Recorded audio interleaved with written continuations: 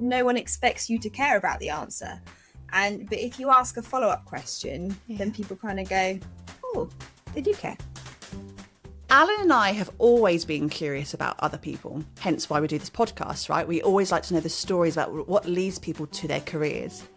Emma Jenkins is a workplace mediator. Her entire career is about understanding and being curious too. So when we met a fellow curious person, we couldn't wait to have a conversation.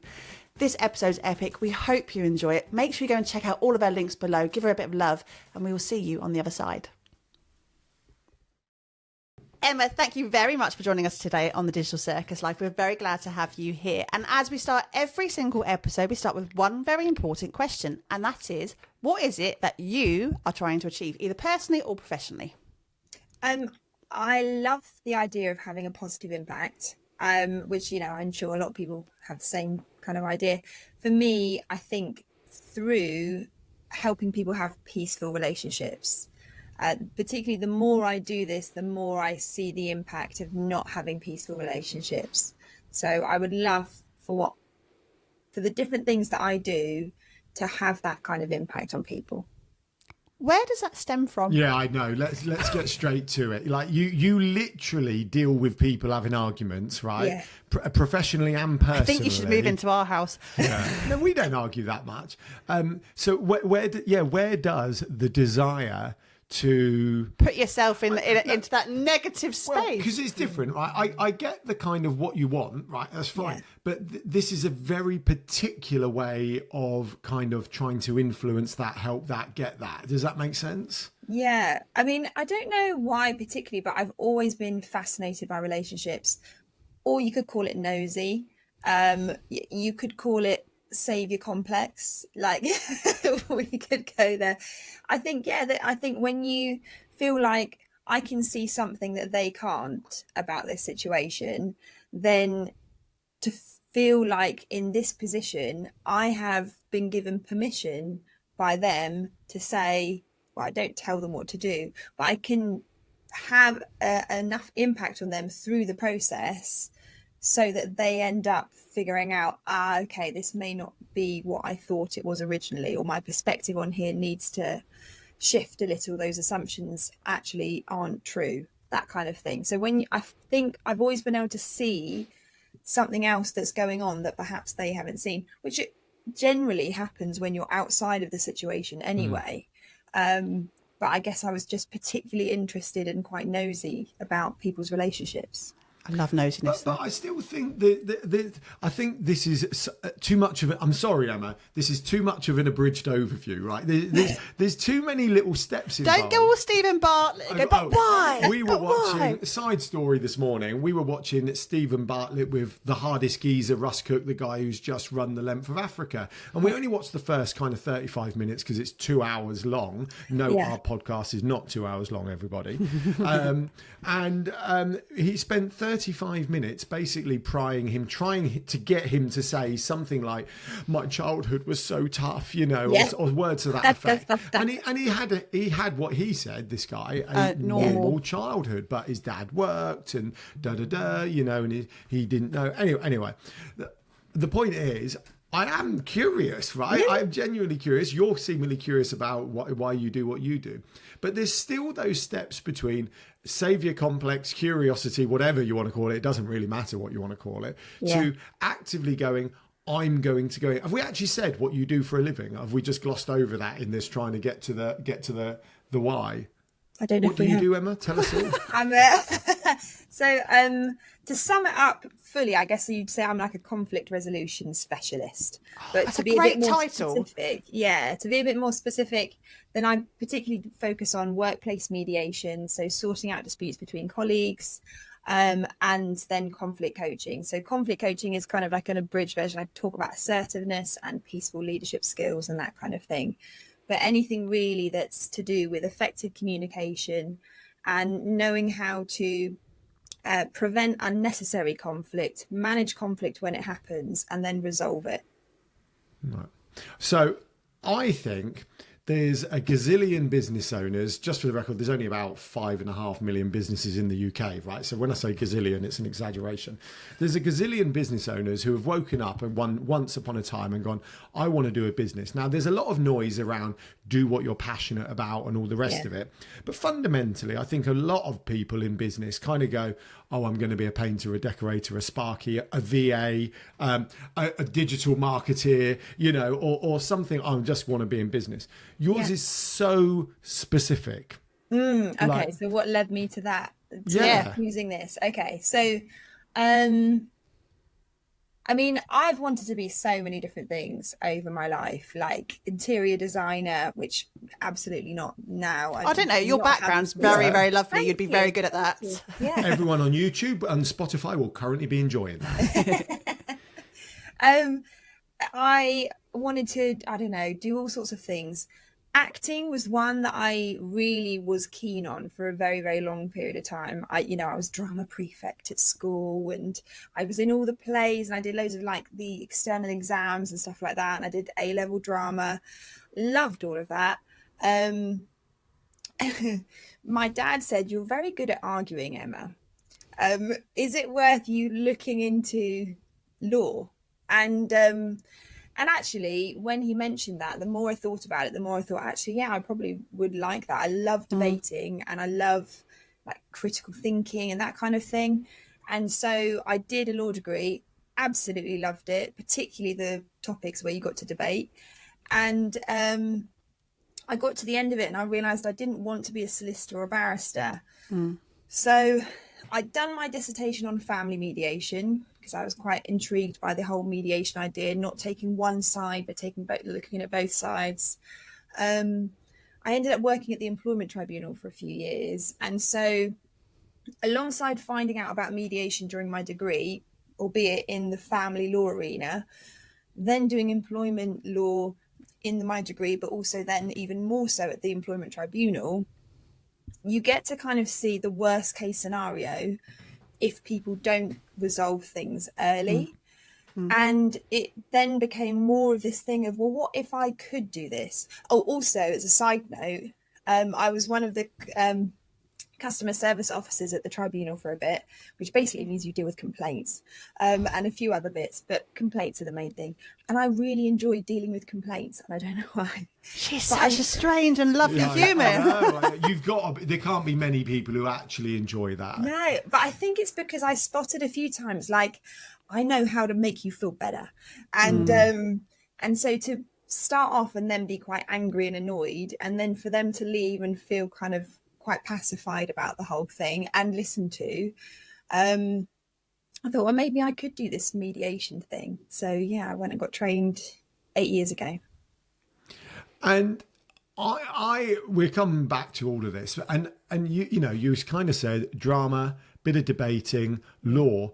That path makes sense, you know. I think it was Laurie's episode. Laurie's episode talked about everyone should embrace drama because of the confidence and the skills that come from it. Just, you know, conversationally, I got an A in GCSE drama. It's the only A he got. It is my only A. One A, one B, two C's, 5 D's. I still remember them all. But yeah, I know I loved it. I still love being a bit dramatic. Is that a surprise, Emily? No. Do you still do any kind of drama in your life now? No, although interestingly, I've got a 13-year-old and she is obsessed with everything drama too. And it's not something that I even kind of pushed her into and encouraged her into, but she just kind of started doing drama at secondary school and just fell in love. Yeah. So it's quite nice to see that kind of in her. Do I do any kind of drama? No. I can be quite silly sometimes, and I think doing drama means that you can do that. And I've done a lot of stuff with like children's work over the years, and it's, I think when you do drama, you feel very free to just do anything that entertains people. So I think it still comes out in that way. But no, I haven't done any like amateur dramatics or anything like that since. But I still think that, you know, I translated what you said right then into being a bit silly every now and then and things like that. And I think that has its place in a serious role, you know, because if you went into a serious role just being serious, not only could it, I know that sounds absurd because sometimes you have to be serious, but not only could it potentially end up in a place it doesn't need to be end up in, but also you taking it home might be harder. That's going to be my next you question. know, if you're because actually let's go to that, because you've got to take this home with you after every time. Are you able to kind of compartmentalize it? Yes, I can, but I have to do my things to do that. So like there's a lot of encouragement for mediators to do reflective practice, which is basically you look back at what happened during the session, things that went well, things that you could improve on, anything to kind of take away from it. I'm a mentor for mediators as well, with 2 other amazing mediators. And we offer like debriefing services for people, because I've experienced sometimes having a case that's particularly difficult, because when you're doing workplace mediation, you're often there on like it's a really tough day for them. I'm not going to go dramatic and say it's like their worst day, but it's not a great day for them to get to that point. And so you're normally entering after they've had a few months of like not sleeping very well, of perhaps bringing their situation home and having then an impact on their relationships at home. And so sometimes you're also hearing quite tough stuff around mental health concerns, even to, you know, the extreme mental health concerns that they might share with you. And, you know, my first situation where that was really significantly part of this person's story, I found it very difficult to compartmentalize after that and detach from that. And so I did a debriefing session with a mediator that I know who's really good at dealing with mental health in a mediation. So that was really significant for me, doing that, because now I really take my reflective practice seriously. I think it's one of those things as well, like when you really are passionate about what you do, then I have to be quite boundaried about where my responsibilities start and stop. Like, you know, I really want people to come to the end of a mediation and feel great and feel happy and really get on, and it's all like butterflies and rainbows afterwards. But my pragmatic brain knows that for a lot of situations it's going to take a really long time to rebuild trust, and they've got to do the bits afterwards. Mediation is more of a reset button than a conclusion. So it's a conclusion to what's happened, but it's not a conclusion to them feeling a little bit unsure about the other person. So I have to be quite conscious of, am I over-functioning in my role by thinking that I can then control what happens after we leave the mediation. So I'm going to do something that Emily normally punches me in the leg under the table for. Stay tuned. Yeah, I'm still kind of keen to where this all comes from, you know. So I think most kind of, I'm going to say average, which we all know average doesn't exist, right? But the most average kids would not be massively into conflict and wanting to solve problems and enjoying the debate and everything else. Did that come from anywhere? You know, I mean, I think my parents were really good at encouraging us to like ask questions. And so my dad's a minister. He's an ordained minister. So, you know, there's a stereotype of, you know, being a minister's child, that you just kind of absorb everything and are brainwashed by your parents. They absolutely did not want that for us. So they really encouraged us to debate things. I'm a middle child. There's a lot of psychology around being a middle child and then being like the natural mediator. Although, you know, my siblings, we all have a pretty good relationship. Well, very good relationship. My sister, the middle child, is the mediator. Yeah. That's absolute fact. Yeah. So I think you kind of naturally grow up being in the middle and seeing both sides. And I don't know. I guess there's probably quite a lot of things. I think being fascinated by people has just, sorry, can you hear my dog scratching his collar Yes. and It's jiggling? fine. Yes. It's fine. Hi. It's real life. Real life. But yeah, I think just, a combination of things, fascination with people, being encouraged to ask questions my whole life, and then feeling like I could just see what was going wrong, you know? Are you able to apply that to your personal life in terms I of think being having two children, I think having two children has, being a mediator is good for having two children, and having two children is good for being a mediator because they both inform the skill set you need for each role. Thankfully, my girls get on well. They do get on really well, but I think if I hadn't been trained as a mediator, I think I probably would try and control the situation more rather than kind of try and coach them through the situation. If you know what I mean? Oh, we bear in that. Us fight so much. I think we need to factor in rather than going, can you just shut up? Yes. We might have to, because it's like happened for the trizillionth time in a row. There's only so many times you go, okay, let's help you through this. But in terms with your partner, we obviously though, don't say shut up, Dad, if you're listening. We say be quiet. Are you ever able to just? We bicker. I mean, we don't argue a lot. Yes, we do. Yeah. We don't argue a lot. Don't. But we bicker. We're just bickering now, darling. Emma, step in. It's passion. It's fine. But in terms of when you're having relationship bickers and squabbles, can you just be a normal couple and do that, or do you go, no, stop, let's think about it? And are you able to diffuse it quite quickly? So I'm not very good at letting issues lie.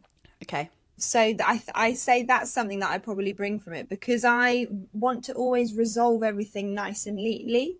I'm not very good at just like, and now we'll just move on and calmly, like I find that very difficult. So because I just want to feel like everything's had a nice, neat resolution. I think it has helped me look at things differently and try not to take things personally. Particularly, I think, so I'm a DISC practitioner as well, which is all about, communication styles and behavioural traits and that kind of thing. And I think, and also I read up on like the 5 love languages. And so a lot of that kind of stuff has helped me understand where my thought process is different to my husband's, and where I would perhaps take a stance where I would get defensive or feel like, so one of the DISC styles is like D, and they are often like really action takers. They often are in a leadership position because they don't back off from saying, yeah, I'll do it. And they also, when they get passionate, they often get loud. And I remember for years, like saying to my husband, like, why are you angry? Because if he got loud, then in my head, I go, loud equals angry. I'm like, why are you getting? And then, of course, he would get frustrated because he's like, I'm not angry, but I'm getting angry because the more you're telling me how I'm feeling and I don't feel that way. You get angry. Well, I'm getting angry. Don't try and wash this over as passion. Yeah. And then I read up on the communication styles, and he's definitely got a mix of D and C.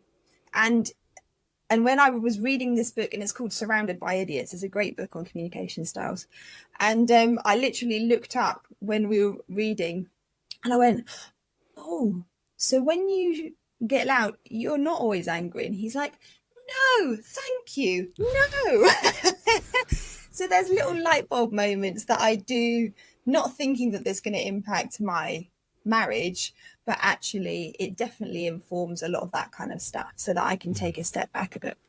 There is that classic. We will get onto businessy stuff eventually. There is that classic. I'll never forget. My mum said this. Bless her. She doesn't listen or watch, so I can say all this stuff. It's like you always put this effort into like your job, your sports, your hobbies, but you don't always remember to put the same amount of effort into your relationship. So you meet someone and you go, oh, we're in a relationship now, and it's like out of everything you do in your life, it's probably something that's going to take up the most time. Your relationship was, or 50 years potentially. If you think about some of our grandparents who got together when they were young. So it is kind of worth that bit of effort, isn't it? Yeah, and it impacts everything as well. I mean, you guys work together, so it definitely would impact that. But even people who don't work with each other, when they're having a difficult time with their relationship, then it's going to be very difficult for them to not think about that while they're doing other things. Absolutely. Yeah, absolutely. Yeah. We are one of those weird beasts who work together and live together and parent together and do all that together. That's not a common thing. No, it's not, and it is okay. I wouldn't say it comes. It's not. Oh wow! Look, I'd say I just joked on LinkedIn that this would become a mediation session, right? And we took it there without even trying. We'd gloss over that. Okay. No, it's brilliant. It's brilliant, but I do think there has been impact at times, especially with a young family as well. Yeah. That we wouldn't have planned for in all of this. But I think so. One of my favorite quotes about mediation is basically that all conflict, the root of all conflict, is around unmet, or the actual quote is violated expectations. And I think when you get into a relationship, your expectations of the other tend to revolve around how do we do living together. Then when you have children, how do we do parenting together? If you work together, then there's these other expectations you will have of how do you work with me, and what do you bring to the table in this work scenario as well. And so I can imagine that you would have had to figure out what are realistic expectations of each other in these different zones that we interact in.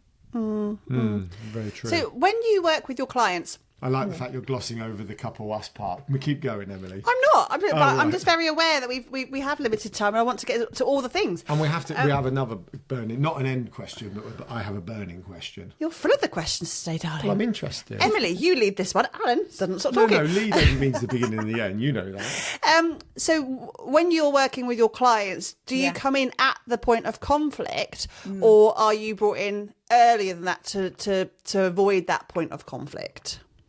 It tends to vary. With mediation, generally something has happened. So I would love for me to be brought in before a grievance has been, the process has gone through, because generally sometimes grievances are absolutely necessary. So I'm not anti-grievance in totality, but I think they are often used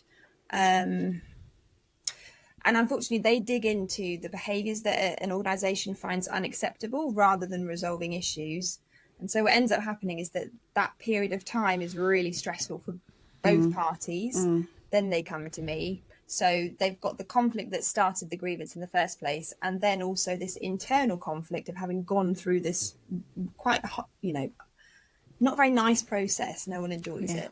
So, yes, most of the time for a mediation, it's not because they're trying to prevent something. It's because something has happened. People are starting to feel uncomfortable. So it may not be a big blow up, but just that the organisation is going, okay, these people need to figure out what's happening here because other people are noticing and it's not great.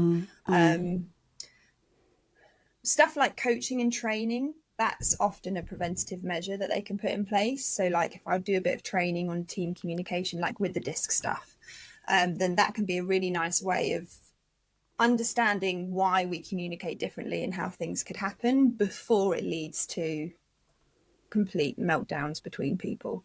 But generally, people get involved later on. But I would love for more to happen earlier.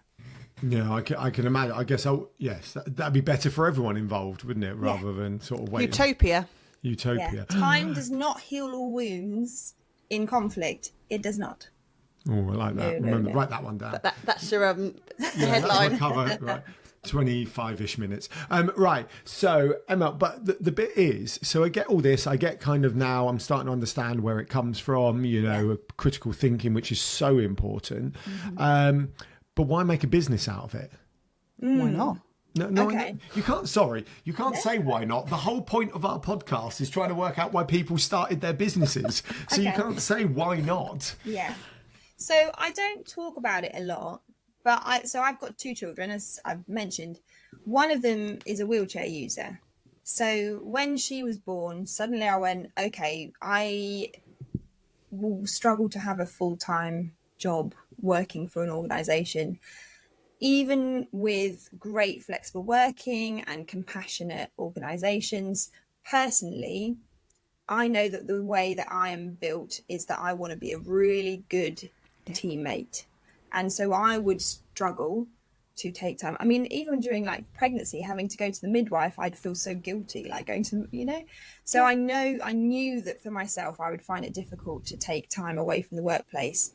And she needed lots of appointments at the beginning, not as many now, but I knew that I needed to figure out how to do life without feeling guilty about managing home and work. And so I always knew I wanted to get into mediation. It being my own business was a lot driven by, most mediators are independent anyway.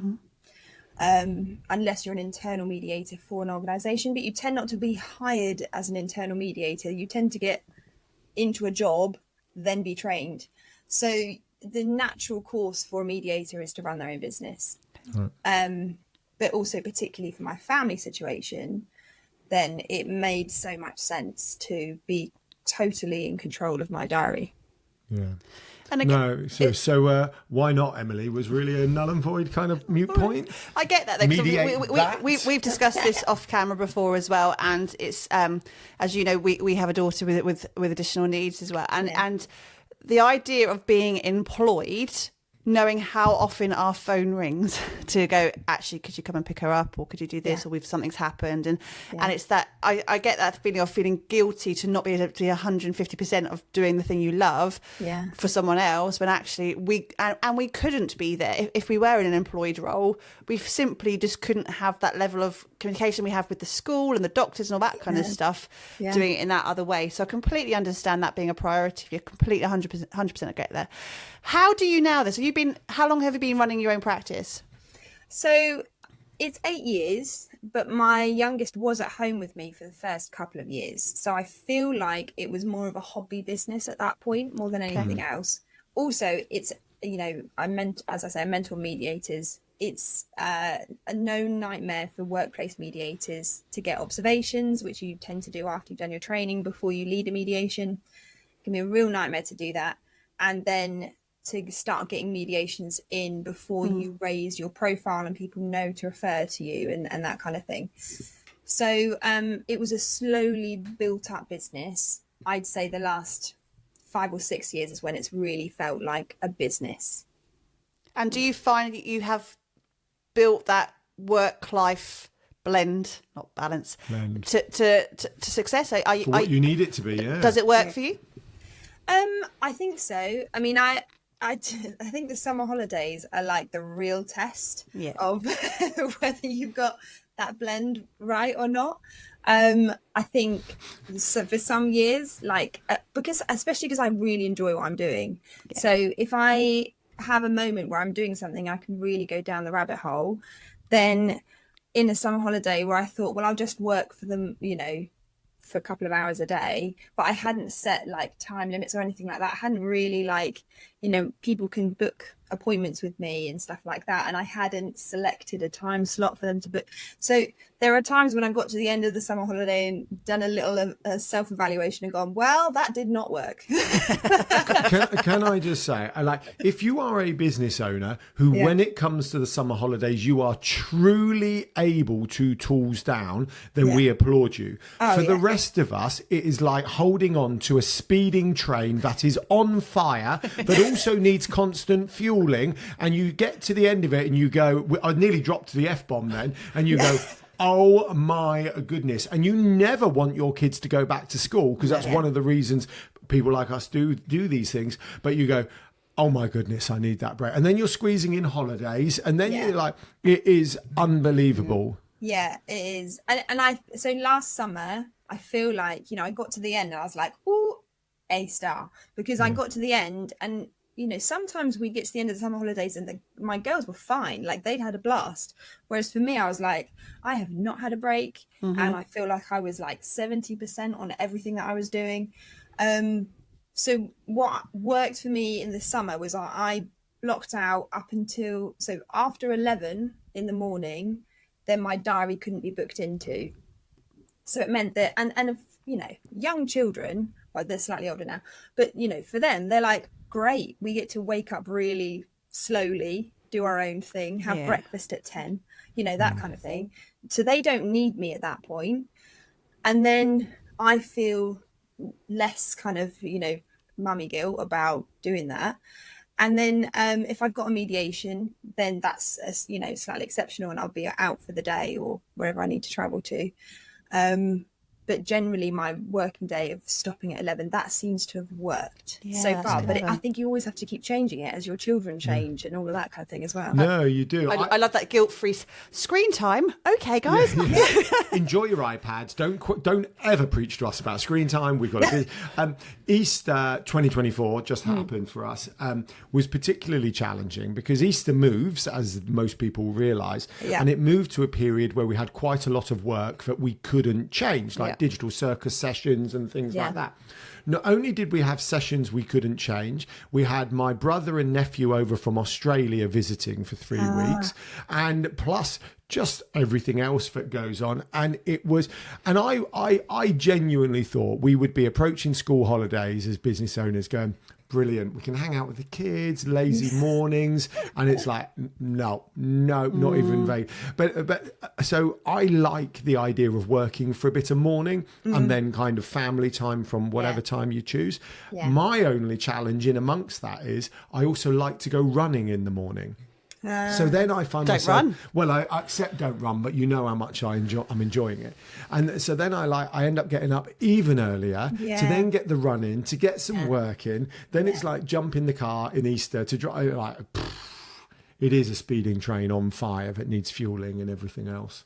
Right, anyway, but it's amazing. Wouldn't change it for the world. Do you wake up every day and loving what you do? Most days. I think some days, if I have not kind of made sure that I'm not taking on too much mental responsibility for what's happened, you know, I always have a little bit of like nervousness when I do a follow-up call after a mediation. You never know what's happened since. You know, I did one mediation several years ago, and they literally did a restructure the week after we'd done a mediation.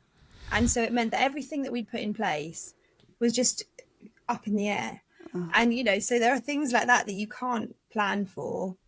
And I always want to do a good job.